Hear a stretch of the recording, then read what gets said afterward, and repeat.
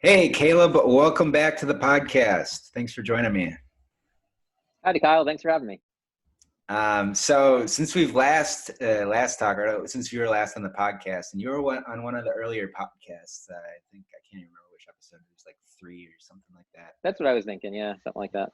Um, and we had a ton of fun talking. I remember we talked about the radio frequency identification in the cars, the RFID. Was it RFID?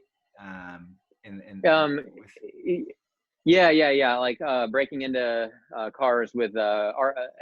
SDR, Um, it's not RFID. and yeah, it's basically just replay attack where you record the code coming from the remote and then replay it to open the car. Yeah, that was cool. I really enjoyed learning about all that stuff, and that was a lot. That was a lot of fun. And since then, and so if you haven't listened to that episode, I recommend going back to it because it was fascinating learning about all that. And since then, you've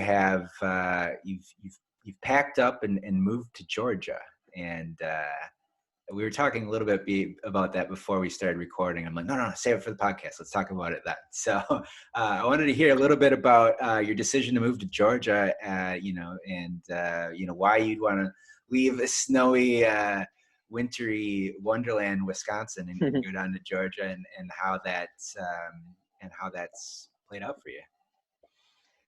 Yeah, well, I won't miss the cold, but I will miss the snow. I actually do actually like the snow in Wisconsin. But yeah, a couple years ago, I was watching some old home videos, and I grew up kind of in Kentucky more and Okay. More in the country. And I remember moving from Chicago down to Kentucky as a kid, and it was like going to heaven. I mean, it was, and I just watched the video, and I was like, you know what? I couldn't give my kids anything better, like more enjoyable than what I had as a kid. It would, being in the woods and stuff. And so it was that. Plus, it was also, selfish for me too, because I was kind of tired of being in the city. I really like. I wanted more mountains and woods, and that's just kind of more, I think, my kind of vibe. In addition to, there was, seeing the polarization in the country and things like that, and also just looking at the infrastructure that we live in, where it's with electricity and the internet are so critical that if it went out, the city would be a very difficult place to be.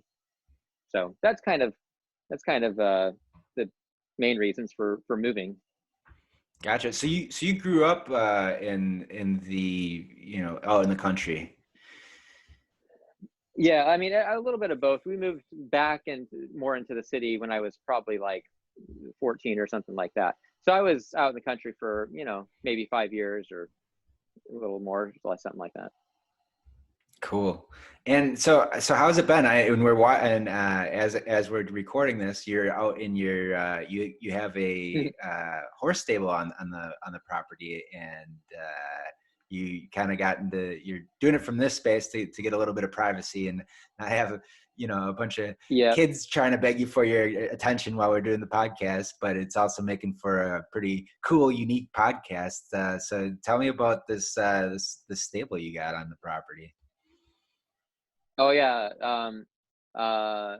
Yeah, it's just in this old barn that we got. But I'm trying to fix it up and kind of make it into like a little bit more of a livable space, filling in the cracks and that kind of stuff. It's like a man cave. You're gonna have it be like your man cave or something, or I mean, I actually probably will use it as that a little bit. But also just our house is only 3-bedroom, and we have a family member living with us plus our kids, so we don't actually have any guest rooms. And we like having people over and stuff, so it's not the best guest room, but I'm trying to make it more comfy and stuff. Just moved about 3,000 pounds of rocks in here earlier today. Wow. I need to get a little bit more. It wasn't quite enough to fill the whole floor, but yeah, I mean, kind of it'd be kind of like a glamping spot. So, it won't be super great, but hopefully better than camping. Cool. Did you harvest the rocks yourself? Did you go to the quarry? No. No, that would be a lot of work. Cool. Well, that's pretty cool. I just had it delivered. It sounds like you're trying to be a little bit more self-sustaining. You talk a little bit about, if the internet went down or whatever, like being in the city, Yeah. it's going to be a mess, right? And so is part of it, Hmm. you're kind of looking to be, more self-sufficient. Yeah, yeah, that's definitely a lot of it. We actually back in 2019, my family and I did a month long glamping or not glamping, boondocking trip. Um, looking partially looking for a new home.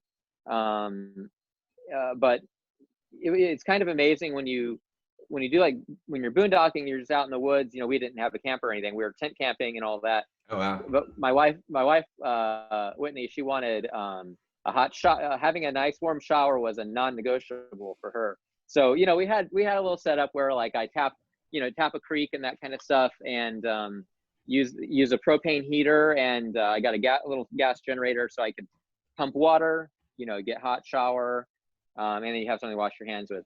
But anyway, it's kind of interesting, like when you really go more longer term camping like that, it was kind of like an interesting learning experience, because I got to learn, okay, what is like the basics I need like for living, and like one of the things was a water source, which I guess is probably an obvious thing to everyone, but it's just, you can't really, if I want to have a shower and I want to be able to drink water and that kind of stuff, that's some of the most basic stuff. And so we wanted to find a place where, if we needed to do that on our own, if the electricity goes out, we can do that.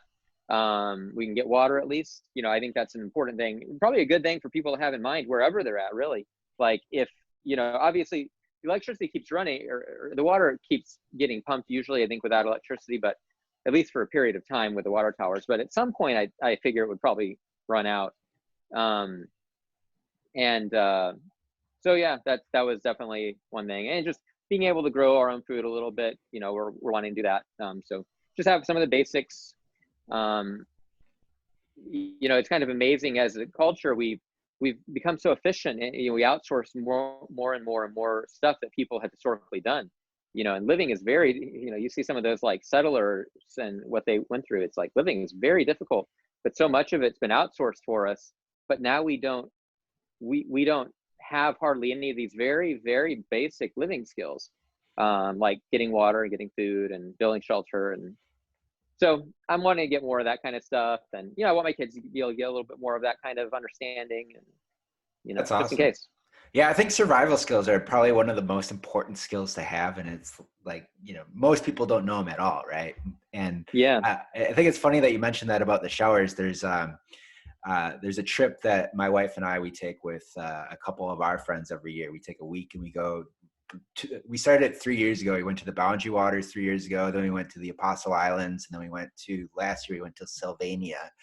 And so we've just been doing canoe kayak trips where we go out into the wilderness for a week, and it's awesome. That's cool. That sounds awesome. We love it. And but one of the guys that comes on the trip, he said, I'm bringing a hot shower so we can have hot showers. But he was really adamant about having his hot showers, and those hot showers are nice, especially when you're out there and you're all grimy. Yeah, And totally. so he's got, you have the little the black shower bag, and we did the same thing where you heated up the water and then we put it in the shower bag, and then you're just hanging up by a tree limb, and then you take a nice hot shower, and it's a wonderful thing. And then the other thing is like we go out fishing the whole time, and you catch so many fish, and you eat it, and it's like the best food. It's so fresh and amazing, and I don't know, it's a lot of fun. And so yeah, I mean, last time we went to Sylvania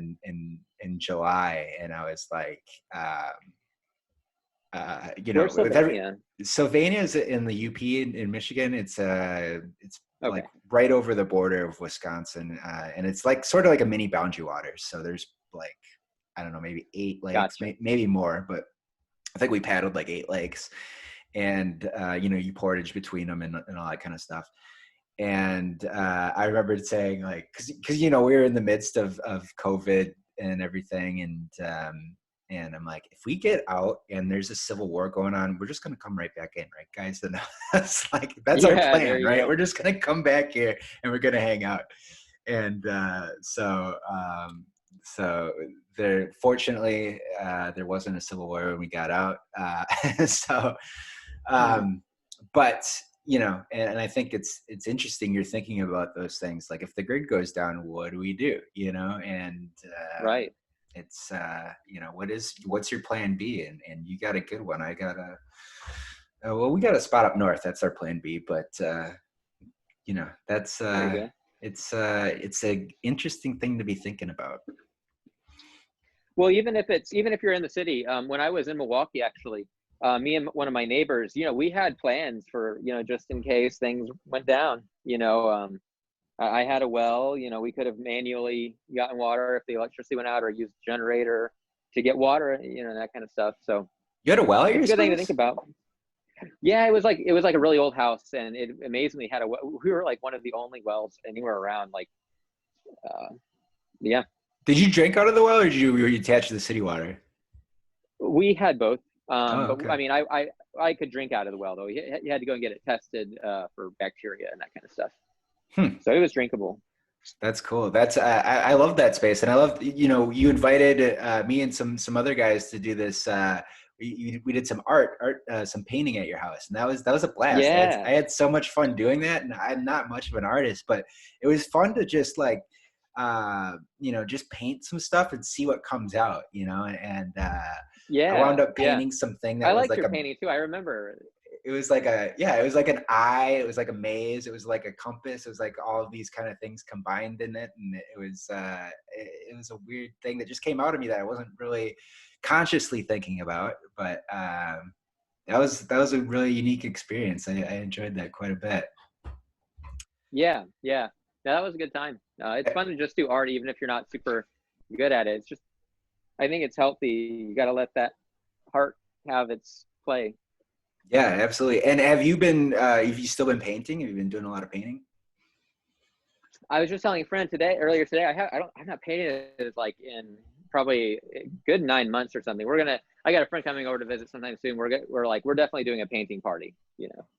So Well, haven't in a while, but we'll be soon.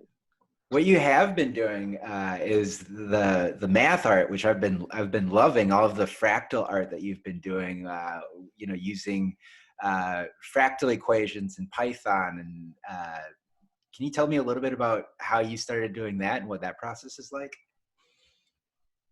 Yeah.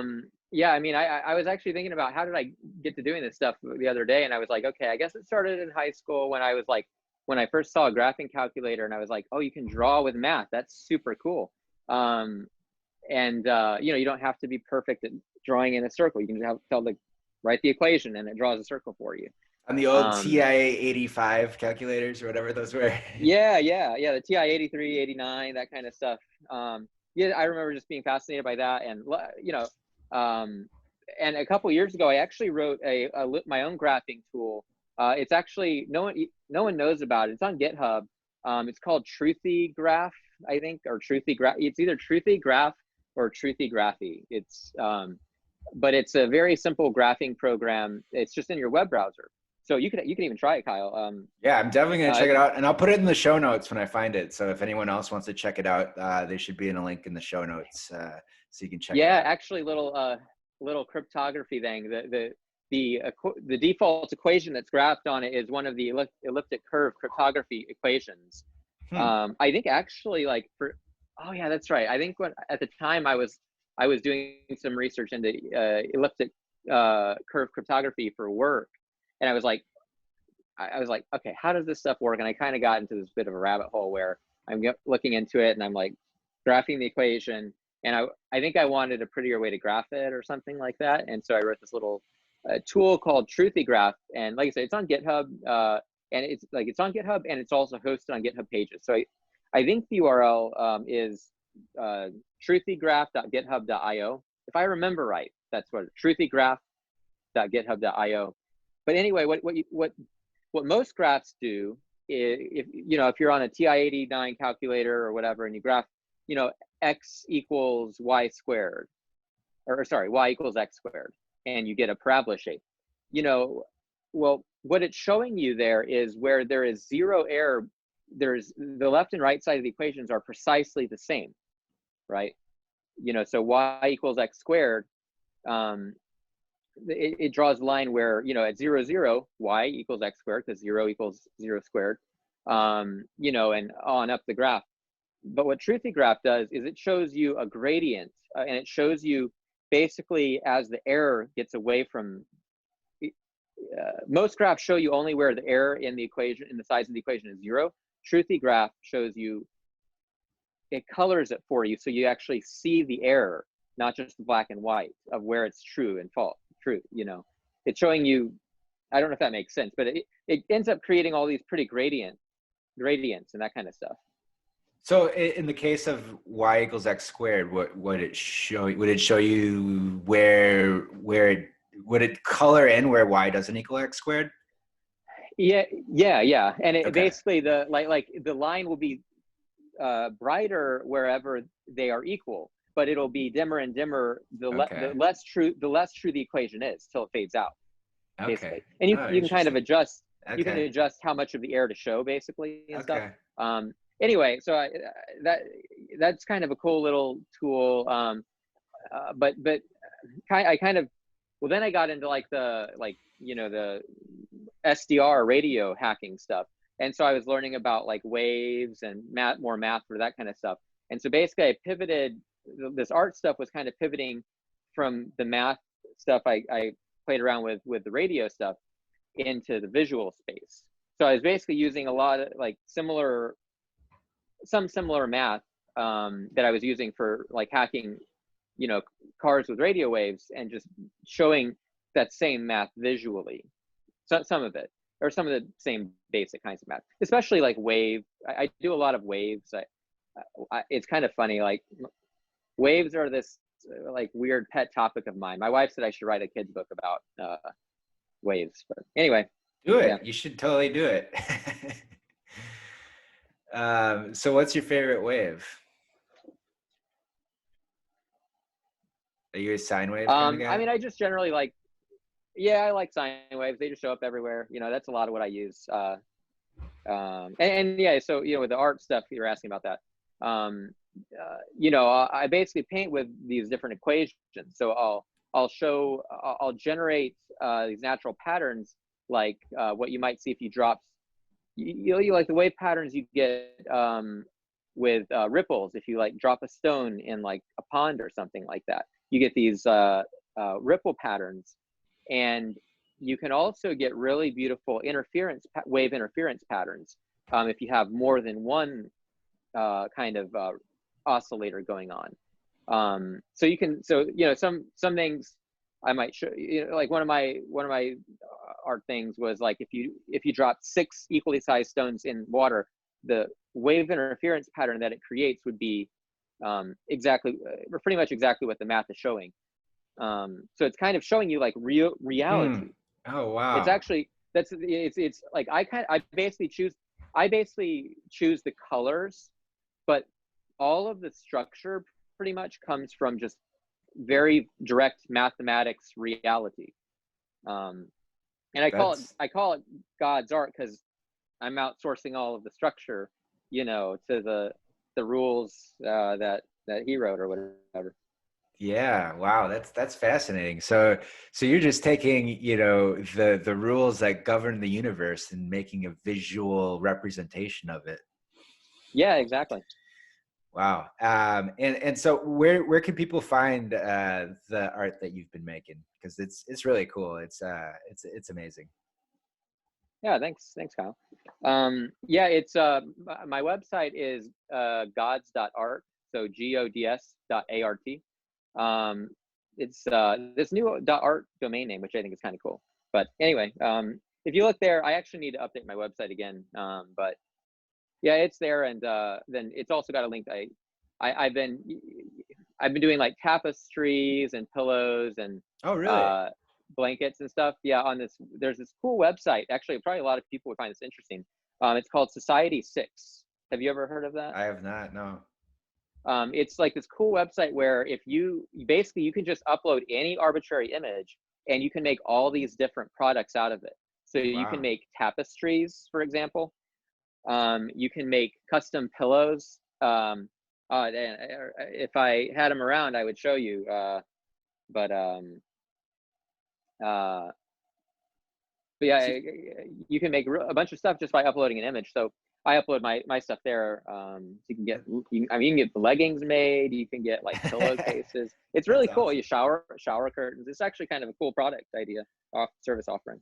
I think that'd be cool if you're taking like some equations that are like, I like the idea of like, okay, so you got 6 rocks and they're the same size and you throw them in water. What happens with the ripples?